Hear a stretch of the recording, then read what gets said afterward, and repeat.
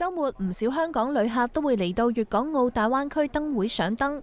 溫先生話自己經常會喺香港同內地之間往來，搭船非常之方便。呢度啲員工都好幫手咯，好多時都會翻嚟睇下啲地方啊，或者試下啲美食啊咁樣。4月唔單止有清明節，仲有香港嘅公眾假期。為咗方便旅客嘅出行需求，南沙客運港將會喺假期增加往來嘅航班，相當之好啦。其他嘅我唔清楚，我自己就要去拜我師母咯。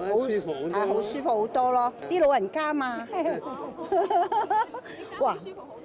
唔使話走動，譬如去廁所啊，分分鐘坐車就坐一架車嗰度冇得喐㗎。我哋分分鐘要去廁所，我哋幾廿歲啊。4月份嘅香港假期以及清明假期呢，我哋呢邊旅客大概會增加到50%嘅。喺4月4號到4月6號，喺兩進兩出嘅基礎上呢，增加咗一個由蘭沙去香港2點15分嘅航班，同埋香港翻嚟蘭沙11點50分嘅航班。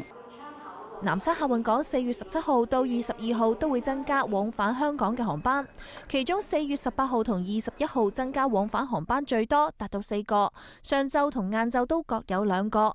4月19號同20號增加3個航班，具體嘅航班可以通過南沙客運港公眾號查詢。而家南沙客運港正喺度推行緊免費停車嘅活動，凡係乘坐南沙客運港去到香港中港城航線航班嘅旅客，都可以享受72小時嘅免費停車活動嘅截止時間會去到6月30號。